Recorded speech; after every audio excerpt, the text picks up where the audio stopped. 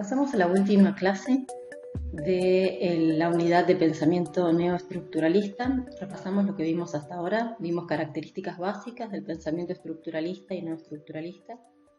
Vimos los fundamentos micro del aprendizaje que están basados en la teoría evolucionista. Y también vimos lo que los autores llaman una caja de herramientas, es decir, uno de los posibles modelos que pueden plasmar este pensamiento en forma analítica. Y lo que vamos a hacer ahora es usar esta caja de herramientas. Recordamos un poquito de qué trataba esta función. Esto es la productividad relativa de los países periféricos con relación a la productividad de los países centrales, que es como decir las ventajas comparativas de los países periféricos, en que somos relativamente más productivos que los países centrales. Ordenábamos las productividades relativas en función a la productividad relativa de los países periféricos y suponíamos además, cosa que es bastante consistente con la realidad, que los países periféricos tenían más ventajas comparativas o más productividad relativa en los bienes con menor intensidad tecnológica, es decir, los bienes o los sectores que figuran al inicio del gráfico son los que tienen menor intensidad tecnológica, de manera que N muestra tanto los sectores como un índice de intensidad tecnológica. Y veíamos que a medida que aumenta N, teníamos una mayor dificultad para dominar la tecnología de producción de los bienes más complejos. Y esto es lo que vinimos analizando en la clase pasada. Este efecto se llama efecto de intensidad tecnológica y lo indicamos por esta parte de la función que es menos Bn. Este menos B indica un poco por qué la productividad de los países periféricos disminuye a medida que los bienes son más intensivos en tecnología. Pero también tenemos un efecto positivo que está dado por este más alfa que tenemos acá. Hay un efecto positivo de producir bienes con mayor intensidad tecnológica. Y es que este tipo de producción genera aprendizaje. El aprendizaje o el cambio tecnológico no sucede en la nada, sino que sucede en el proceso productivo. Entonces, aprendiendo a producir bienes con mayor intensidad tecnológica, se genera un efecto aprendizaje que mejora la productividad relativa de la periferia y permite a su vez en el futuro producir otros bienes. Esto es análogo a lo que les pasa a ustedes cuando se enfrentan con textos de mayor complejidad como este. Sin dudas les cuesta más, es decir, hay un efecto negativo, hay un menos B, pero al leerlos y releerlos, ustedes adquieren ciertas capacidades que les permiten comprender mejor otros textos de igual o de mayor complejidad. Ese efecto aprendizaje está dado por el alfa. Entonces, la curva de productividades relativas completa tiene esta forma. Y su pendiente es negativa porque se supone que el efecto intensidad tecnológica es mayor al efecto aprendizaje. Si fuera al revés, como les explica el texto, bastaría con proteger a cada sector en la medida necesaria para estimular la producción local. Entonces, este coeficiente alfa se conoce como el coeficiente de Kaldor-Verdon y nos indica cuánto aumenta la productividad relativa a medida que aumenta la producción o que el país periférico crece. Esto lo hemos visto conceptualmente en las clases anteriores y ahora lo ponemos en forma analítica y vemos que esto afecta a la curva de productividades relativas. Recordamos que las posibilidades de crecimiento de los países es función de su estructura productiva, que justamente define las elasticidades de ingreso de las exportaciones y de las importaciones. Y entonces, producir bienes con mayor intensidad tecnológica permite crecer más ante cualquier crecimiento que se da en los países centrales. Entonces, este Fn que tenemos ahora en la curva de productividades relativas define la tasa de crecimiento de los países periféricos con relación a los centrales y es función a su vez de la estructura productiva que define el tipo de bienes que exportamos y que importamos. Los supuestos que vamos a utilizar y los vamos a explicar porque tienen bastante asidero en la realidad son que los shocks de demanda afectan a la curva de elasticidades relativa, que la política tecnológica afecta a alfa o el coeficiente de Kaldor-Verdon, es decir, ante una política tecnológica que tenga un impacto positivo, una empresa va a poder aumentar más aún la productividad a medida que aumenta la producción, es decir, una política tecnológica potencia el efecto del aprendizaje. Y por último, vamos a suponer que existe una amplia reserva de trabajo en el sector de subsistencia, de manera que el producto efectivo se ajusta al producto potencial vía aumentos de la productividad y vía aumentos del empleo en los sectores modernos, y no vía aumento de los salarios. Es decir, vamos a estar trabajando en el tramo horizontal de la curva de salarios relativos. Otra manera de decir esto es que aumentos del producto se traducen en una reducción de la heterogeneidad, pero con salarios relativos constantes. Esa reducción de la heterogeneidad está dada porque se pasan trabajadores que antes trabajaban en el sector de subsistencia al sector moderno. Y vamos a analizar 3 casos para ver cómo funciona el modelo. El primer caso es un shock negativo internacional que afecta a las elasticidades de demanda de exportaciones y de importaciones.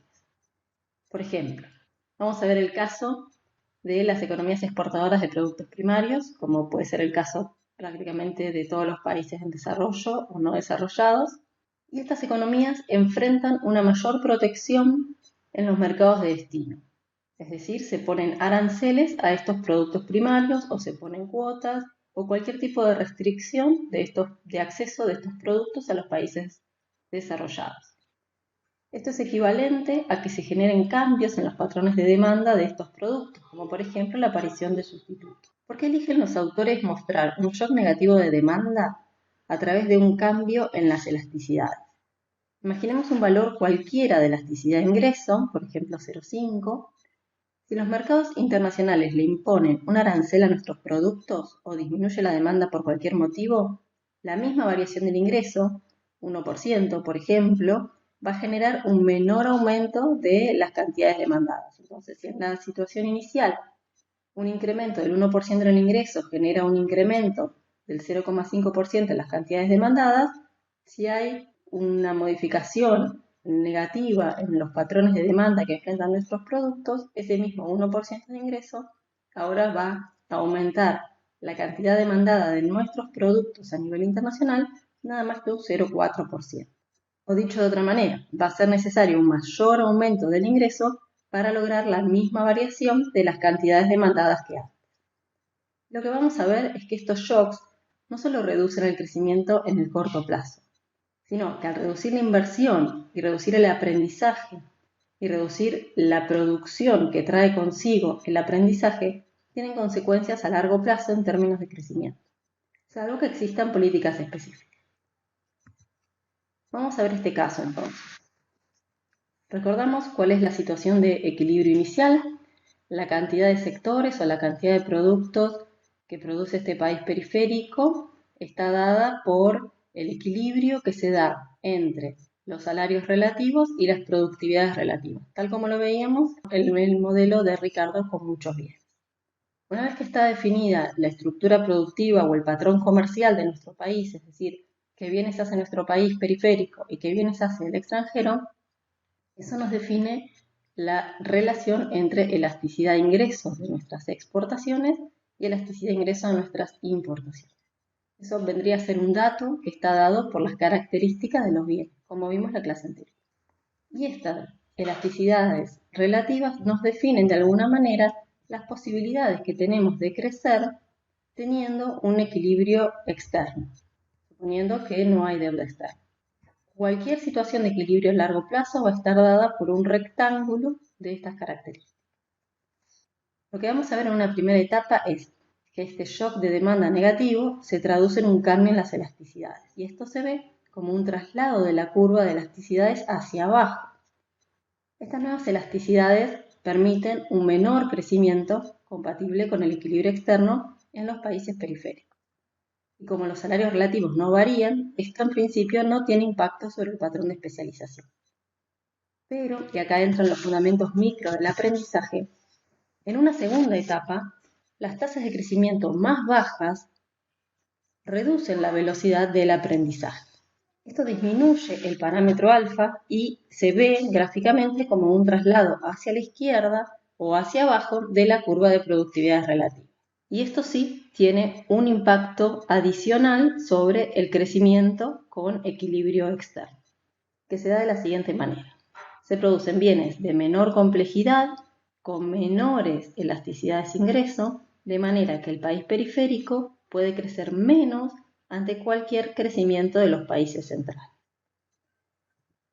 Entonces, volvemos con el gráfico, vemos que aquí tenemos un nuevo equilibrio de largo plazo que está dado por la etapa 1.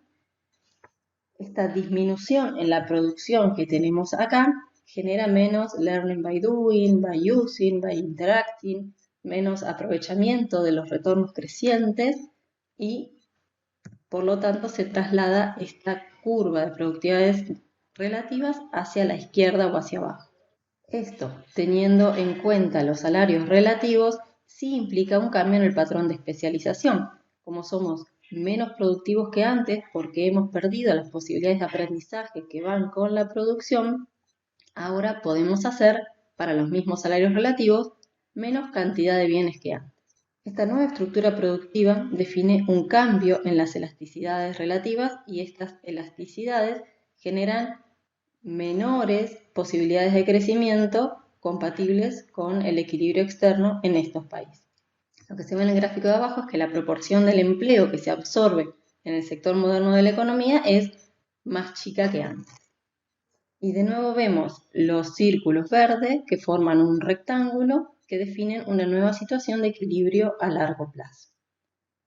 Este nuevo equilibrio de largo plazo, la tasa de crecimiento es más baja, y es más baja por dos motivos. Primero, repasamos, porque hubo un shock negativo de demanda que disminuye las elasticidades de ingreso, y segundo, porque ese shock redujo el aprendizaje y generó un proceso de cambio estructural regresivo. Un detalle para comentar acá es que este shock de demanda no necesariamente se asocia a una caída en la demanda internacional, sino a cualquier fenómeno que disminuya la demanda de nuestros productos nacionales. Puede ser, por ejemplo, una recesión interna o un fenómeno de concentración del ingreso que favorezca a sectores con mayor proporción a importar y entonces se deprime la demanda de bienes nacionales. ¿Cuáles son las políticas posibles en este contexto? Políticas de oferta o políticas tecnológicas que muevan la curva de productividades relativas que afecten este parámetro alfa, una depreciación del tipo de cambio que abarate los salarios del país periférico y permita evitar este cambio estructural regresivo, y políticas de protección temporarias que reduzcan la elasticidad de ingreso de la demanda de importaciones de nuestro país. Estas políticas proteccionistas de los países periféricos generan una especie de reversión en el movimiento de la curva de elasticidades relativas, justamente porque ante variaciones del ingreso, las cantidades importadas aumentarían menos que antes. Pasamos al caso 2. El caso 2 tiene dos fases. Consiste en un shock positivo en los términos de intercambio, sería el caso opuesto al caso 1, y una segunda fase donde se da la enfermedad holandesa, o lo que se conoce como enfermedad holandesa. ¿Qué es esto? Bueno, este término se refiere a lo que pasó en los años 60 en Holanda, donde se descubrieron grandes yacimientos de gas. Esto generó un boom exportador, un ingreso masivo de divisas y consecuentemente la moneda local se apreció. Esta apreciación hizo perder competitividad a casi todas las industrias por fuera del gas. De manera que eso que al principio parecía algo positivo para la economía, termina generando en realidad un cambio estructural regresivo. Una menor diversidad estructural, una menor diversidad de la estructura productiva que se centra solo en el principal bien de exportación. Y desde entonces se conoce como enfermedad holandesa a esa situación donde un boom exportador genera una apreciación de la moneda que hace que la economía emerja de ese choque positivo con menor producción de bienes transables. En este modelo, además, los sectores que desaparecen son los más avanzados, con lo cual es una situación aún más grave. En Argentina se habló mucho durante la época del boom de los precios de la soja, justamente si lo que estábamos viviendo era un caso de enfermedad holandesa o no. Entonces, vamos a analizar dos fases. Primero, la curva de elasticidad de ingresos se mueve inicialmente hacia arriba y segundo, esto genera una apreciación del tipo de cambio, con lo cual la curva de salarios relativos se mueve hacia abajo. Esta es la situación inicial, tal como veíamos en el caso 1. Este shock positivo en la demanda mundial se ve a la inversa del caso 1 como un aumento en la curva de elasticidades relativas. Este cambio en las elasticidades relativas permite crecer a los países periféricos más que en la situación anterior, ante la misma tasa de crecimiento del país central. Como esto no cambia los salarios relativos, esta tasa de crecimiento no cambia los salarios relativos, estos permanecen iguales y por lo tanto el patrón de especialización o la estructura productiva del país periférico tampoco cambia. Acá tendríamos la segunda etapa de este proceso en el cual este incremento en los niveles de ingresos genera efectos de aprendizaje por la ley de Kaldor-Verdon. Mayor learning by doing, mayor inversión, mayor adquisición de capacidades y entonces eso mueve la curva de productividades relativas a la derecha. Esto para el mismo nivel de salarios relativos sí genera un cambio en la estructura productiva, se hace más diversificada, con bienes más intensivos en tecnología. Estos bienes a su vez tienen una mejor relación de elasticidades-ingreso y permiten a su vez crecer más aún. Entonces, hasta acá lo que se ve es lo opuesto al caso 1 y si el tipo de cambio real permaneciera constante, este shock positivo de demanda permitiría explotar los rendimientos crecientes y estimular una mayor diversificación. Si además las rentas que se generan en este boom exportador se usaran para invertir en educación y promover sectores intensivos en conocimiento, se aumentaría alfa y entonces se correría la curva de productividades relativas más a la derecha aún. Y entonces estaríamos en un caso de promoción de capacidades tecnológicas a partir de un boom exportado. Un detalle para que ustedes se den cuenta, cuando cambia la estructura productiva, lo que sucede es un movimiento a lo largo de la curva de elasticidades relativas. Y cuando cambia algo ajeno, como por ejemplo un aumento o una disminución de la demanda internacional, lo que cambia es la curva de elasticidades. Se traslada hacia arriba o hacia abajo. En este caso, disminuye la elasticidad de ingreso de las exportaciones para cualquier tipo de estructura productiva que sea. Y ahora pasamos al caso de la enfermedad holandesa, que sería la fase 2, es decir, nos plantamos en la situación verde del gráfico anterior y este es nuestro nuevo equilibrio y pensamos que a medida que aumentan las exportaciones el tipo de cambio se aprecia o el tipo de cambio disminuye. Esto también se puede reforzar por la llegada de capital de afuera del país que tiene ciertas expectativas con relación a esta economía, que le va tan bien porque tiene este boom exportador y entonces eso refuerza todavía la apreciación del tipo de cambio. Esto no está incluido explícitamente en el modelo, pero también puede pasar que es un fenómeno que refuerza la apreciación del tipo de cambio. Entonces, acá sí cambian los salarios relativos y cambia el patrón de especialización de los países. Es decir, se reduce la diversidad productiva de la periferia, se reduce la cantidad de sectores que pueden ser competitivos y esto ciertamente compromete el crecimiento y el aprendizaje. Cambia, nos trasladamos hacia abajo en esta curva de elasticidades relativas y este nuevo patrón de elasticidades ingreso nos permite crecer menos que antes. Acá, por supuesto, tenemos una segunda etapa dentro de esta fase, que es que un menor crecimiento, una menor producción, genera menos efecto de aprendizaje, una regresión en esta curva de productividades relativas y un efecto adicional en el cambio estructural regresivo de los países periféricos. Lo que se ve es que para los salarios relativos nuevos tenemos aún menos cantidad de sectores en los que podemos ser competitivos. Esto implica que la relación de elasticidades es aún peor, es decir, estamos produciendo bienes con menor contenido tecnológico que antes, o mejor dicho, estamos produciendo solo algunos pocos bienes y esos bienes además tienen poco contenido tecnológico, tienen una baja elasticidad de ingreso de las exportaciones y eso hace que se vean mermadas nuestras posibilidades de crecimiento. Y entonces con este último punto completamos el rectángulo que nos asegura que esto es un equilibrio de largo plazo. Entonces el resultado final es que la estructura productiva está más especializada en bienes con menor complejidad tecnológica. Ese círculo naranja sería la situación inicial, donde el país periférico producía hasta los sectores N1 y lo que se ve ahora es que el país periférico produce solo hasta los sectores N3. Tenemos entonces una estructura productiva más especializada en bienes con menor complejidad tecnológica.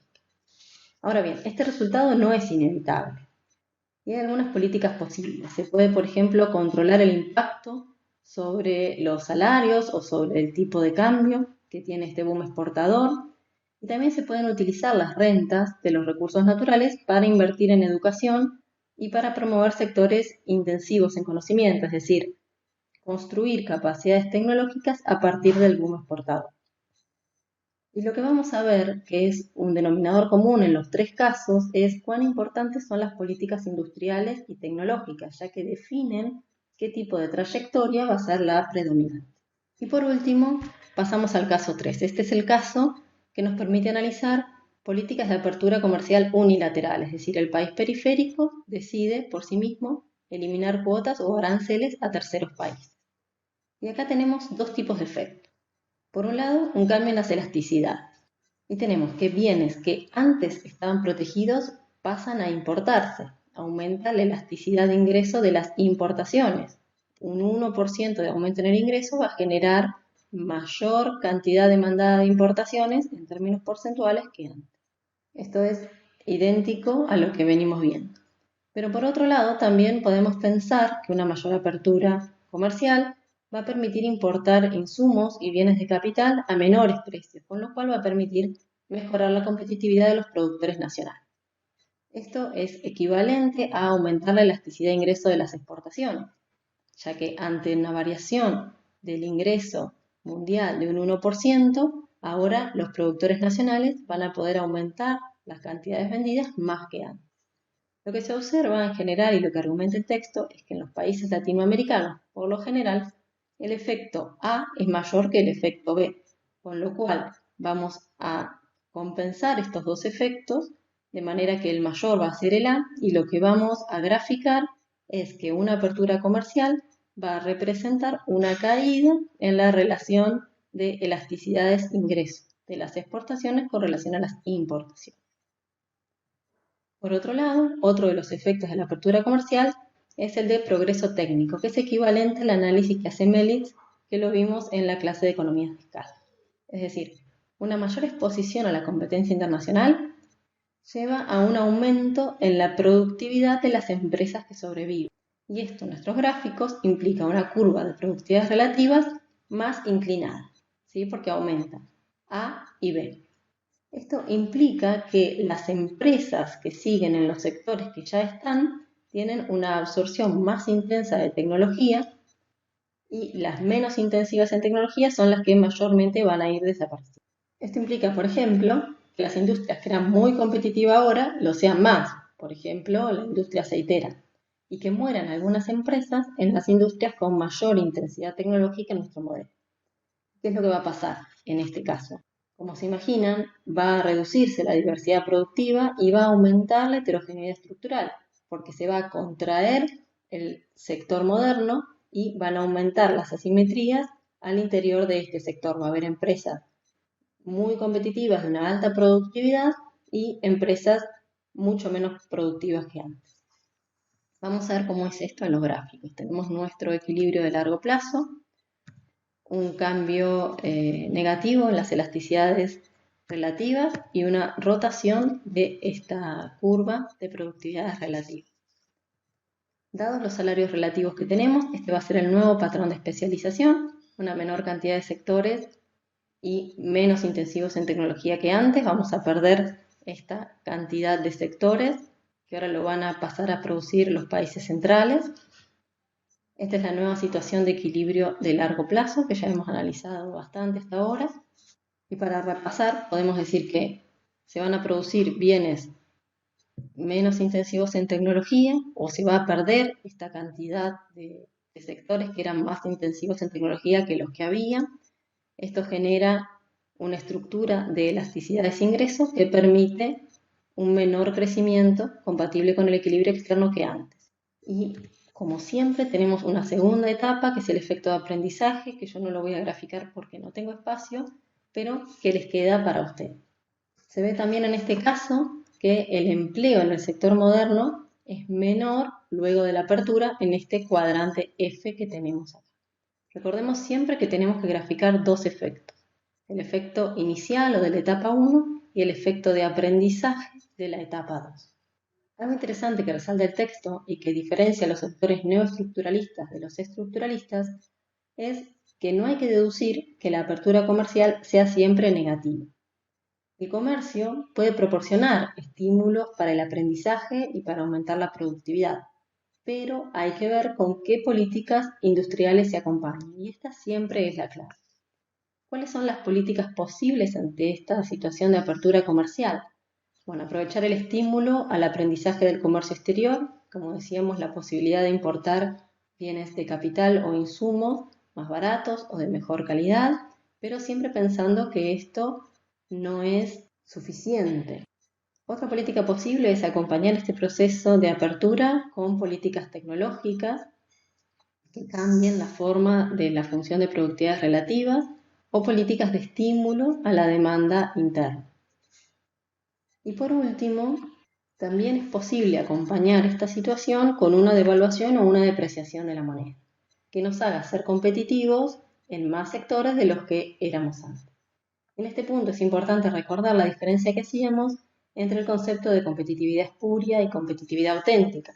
Recordamos que la competitividad espuria es la que nos permite ser transitoriamente más competitivos en algún sector, solo por efecto precio. De manera que cuando esa competitividad precio se termina diluyendo, por lo general porque hay inflación interna y esa competitividad se la termina comiendo la inflación en términos del tipo de cambio real, la estructura productiva no cambió con respecto a la situación inicial.